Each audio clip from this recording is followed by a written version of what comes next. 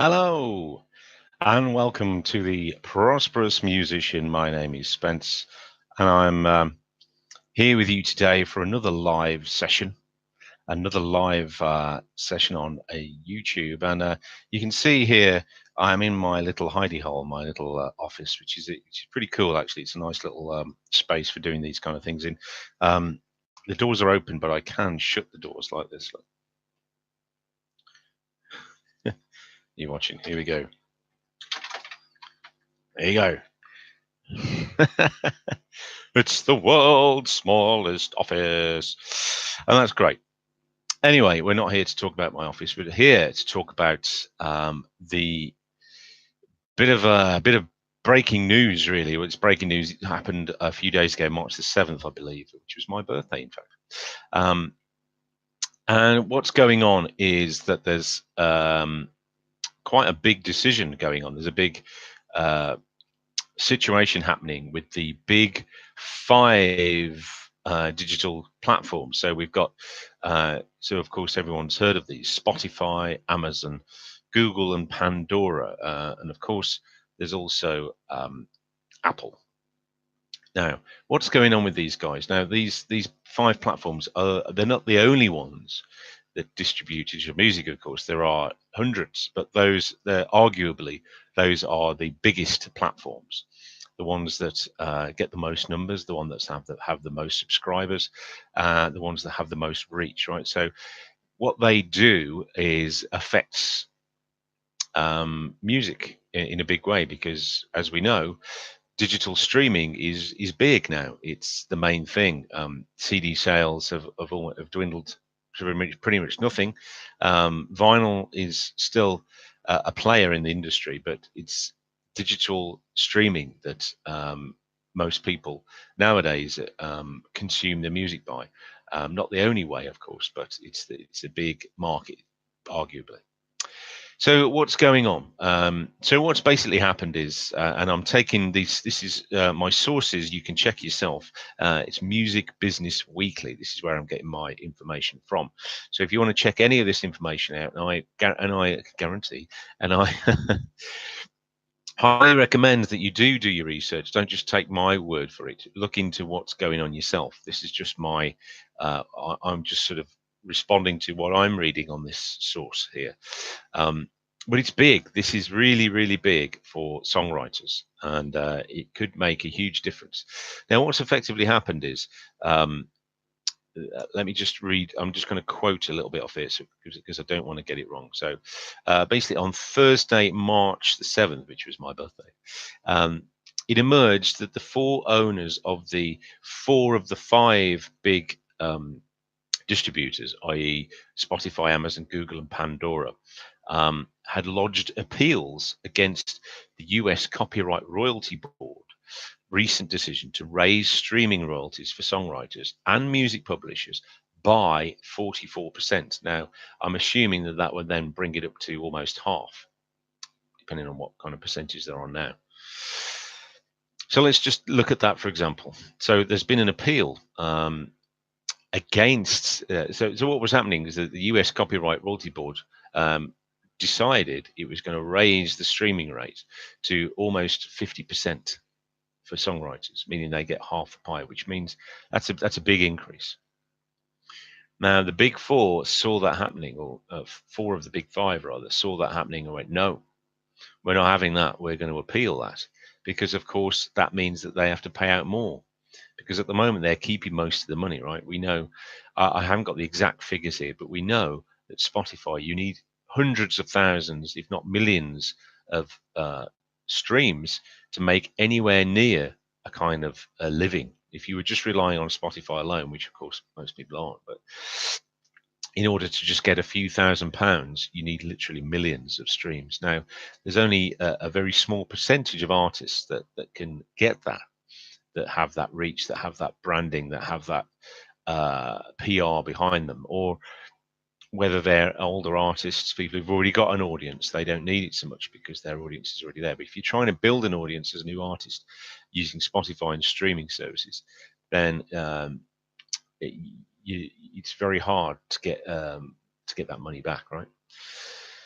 So they were all. It sounds like they're all set to do that, to raise the bar, which would be massive, huge news for a real boost for songwriters. Okay, but then they stepped in and said, no, we're not having that, and they opposed it. Now it hasn't gone through yet, from what I can gather. It hasn't actually been passed yet that that's the case, but it's looking like that decision to raise the royalty rate for songwriters is in serious jeopardy because of this appeal. Now, the national music. So let me just also comment on this is quite an interesting strategy. This is quite an interesting little game what's going on at the moment, because Apple Music, which arguably are also one of the biggest, they're certainly they're top three. There must be of digital music providers. They have stepped out of it. They haven't joined the appeal. Now, that doesn't mean to say that they agree with the. That doesn't mean to necessarily say that they're against the appeal, but it means that they're playing a very clever game here. Because let's just look. These are some of the theories of what could be happening here. So Apple Music is saying, no, we it doesn't sound like they're championing it. It's not saying, yes, we're standing up for the songwriters, we want this. They're just not saying anything. They just haven't lodged the appeal. They've stepped back. So what does that mean? Does that mean Apple are supporting the songwriters? Well, it kind of does in one way. They're doing it by omission in one way. They're doing it by not actively suing them, is how some people are going. And of course, America has got a big culture about suing, right? So what somebody's saying, that the guy Ray Israelite, David Israelite, is the president of the NMPA, which is the National Music Publishers Association. He's saying that their decision to or Spotify and Amazon to appeal the royalty increase for songwriters is effectively suing songwriters. It's not actually suing, but kind of dramatic use of the words there. But in effect, it's basically saying you're not having it. We don't want that, and it doesn't. It's not really valuing songwriters now. Bearing in mind that certainly in Spotify's case, their whole business model, they've only got one business model. Amazon have multiple. One business model, Spotify, streaming music. That's all they do, as far as I know. And they're saying, well, of course, that's their only business model. So they're saying, no, we don't want to we don't want to give songwriters a better deal, because they would end up spending their money. It's cutting into their profits. But that is basically saying, I don't know, I'm trying to draw an analogy here. No, we're not going to spend extra money on water. If you're growing food, we're not going to water the crops. We're not going to spend extra money on water, because we want more money, but effectively they'll die. So if the songwriters aren't getting paid, then eventually there's not going to be a lot of music, apart from the music that's already been out there. I guess that's the difference. There's music, pre-recorded music that's already out there, which they can cash in on. At any rate, it really affects new music. I think this does, in a big way. So, so as it says, Apple Music, in contrast, have accepted the new rates and declined to challenge what's viewed as an important pay hike for songwriters.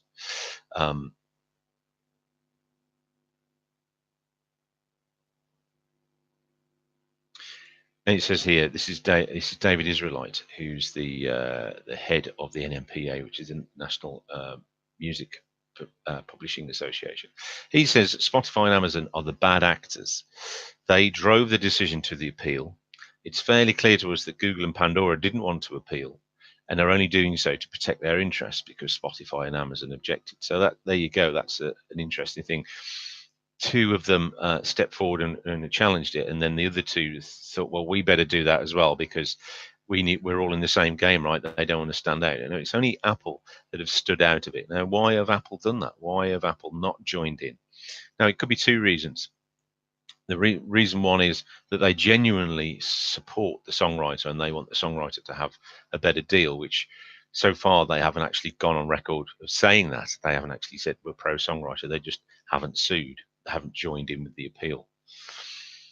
Far more likely what is going on is that because Apple's business model isn't solely reliable on streaming is basically a loss leader, isn't it? So even though they introduced in a big way, they introduced the MP3, they kind of made that possible. People, the streaming culture, they kind of created that in some ways, you could argue. But what's happening is that because they rely on really it's phones that fund are arguably the biggest sort of revenue stream for them, I would imagine. The iPhone, iPads, MacBooks, all that kind of stuff, that line of technology is probably their biggest income, right? They get a lot from streaming, I would imagine, but not nearly as much as the phones, right? So they can afford to take the hit. And in the meantime, they come off looking like the good guys because they're not opposing songwriters, even though they might, even though they might think that it's a clever move by them to step out and to not join in with the appeal. So that's where we're at the moment. It makes for an interesting debate, I feel. So what's the solution? I guess that's the answer. I mean, we're kind of looking at this and going, what can we do as a new songwriter, as a someone who like me, who somebody maybe like you who hasn't got a huge following, who really needs to get any money that you can get from music, then you'll take it. What do? Do you carry on subscribing to these services? Do you carry on using their services, streaming your services with Spotify? I mean, that's a personal choice. So I can't tell. I'm not here to tell you what to do. I'm just here to just impart and present information to say, okay, well, here it is. What do you think? I mean, my personal opinion is that I've never used Spotify as an artist. That's not to say I haven't wanted to. I just they've only recently made it available that unsigned artists or new music that isn't represented by a label can actually join. But I looked into that, but I haven't actually done it. And one of the main reasons was just the fact that they don't. It's not really worthwhile, if you're just doing a few thousand spins. It just doesn't make sense, really. Yes, there's the visibility thing. You can get on playlists and things like that, which is fine. But I don't know. It's something about Spotify's model that it's never really grabbed me, to be honest. Now, what I have been doing and what I did do at the beginning is put my things on Bandcamp. Now, Bandcamp seemed to me, after doing a bit of research, seemed to be one of the main ones that allowed you to keep most of the money. It offered a streaming service, has a fairly high profile, but you get, as the artist, you get the lion's share of the money, which makes sense to me. It's easy to upload music. There doesn't seem to be much of a limit on it. Okay, it's not as popular. If you said to the average person on the street Bandcamp, they probably wouldn't know what you're talking about because everyone knows Spotify, right? But the point is that it's easily shareable. You've got links, and it's easily connected to social media. So for that reason, I use Bandcamp, and the main reason is that it really supports the DIY musician, which is what I am. So that would be one way of letting all this kind of not affect you. But I guess if you're a sort of an intermediate artist, you've got quite a big following, you're already making some money off Spotify and off Google, Pandora, then I'm going to yawn. Then yeah, it's kind of you're basically being denied your rights, being denied what you're supposed to be owed, really. What would be a reasonable amount for you to earn. So I hope, I mean, all this is all open to debate, isn't it? It's nothing set in stone yet. The appeal could be cast out. They might not accept the appeal, and the ruling goes ahead that songwriters are allowed the 44% increase. And I do hope that happens. I really do. For everyone concerned, that's a really big step forward in the music industry, because it's so long that the artists and the faces of these songs, and who often aren't the writers of the songs. Sometimes they are, but more often not, especially in the pop music world. There's often the songwriter which is never heard of, or people don't really know. They're the ones who are creating the music. The artists, the vocalists, are just the vehicle to present the music. They're the face, they're the brand, they're the acceptable sort of face, if you like. So it'll be interesting to see how it affects the music industry as a whole. And it'd be interesting to hear your comments on this. Is it affecting you? Do you not care? Is it sort of, um, yeah, just like to hear what your view on it is. So yeah, just in a nutshell, the big five of no, the four of the big five are stepping in and effectively blocking a decision to raise the rate that songwriters get paid an extra 44%. They're saying we don't want that, mainly because of greed. The bottom line is they want all the money for themselves, um, and basically squeezing out the songwriter, which is a poor sort of decision really all round, isn't it? I mean, it's not even saying, okay, well, let's negotiate on the price, on the amount. They're not saying that at all. They're just saying we don't want that. No, instead of saying, well, how about 40% or negotiating, on that, they're just, apparently, from what I can see, they're just flatly sort of blocking it. And Apple have stayed out of it. They have not actively supported it, but they're not um, blocking it either. So does that mean we all go to Apple now and support them because they're kind of supporting it? No, I think the best thing to do is we wait and we find out whether the ruling passes or not. And if it does get blocked, and as a result of those big four streaming services blocking it, then they really can't say that they're supporting songwriters of new music. All of that is bullshit, to be honest.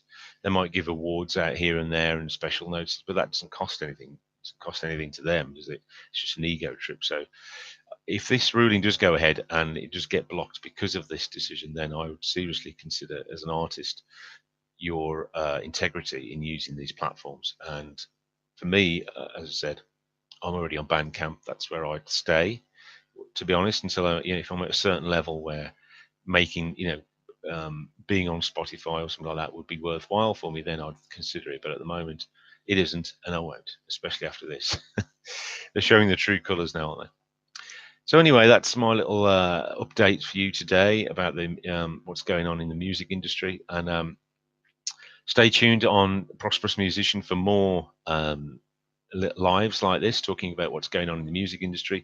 There will be interviews coming up. There will be podcasts released shortly with interviewing some really interesting people in the music industry, who are, people who aren't necessarily at the highest high level that everyone knows, but people like you and me who make a living out of music, or who music is a big part of their income, and how they're doing it, how they got started, what's working for them, what isn't.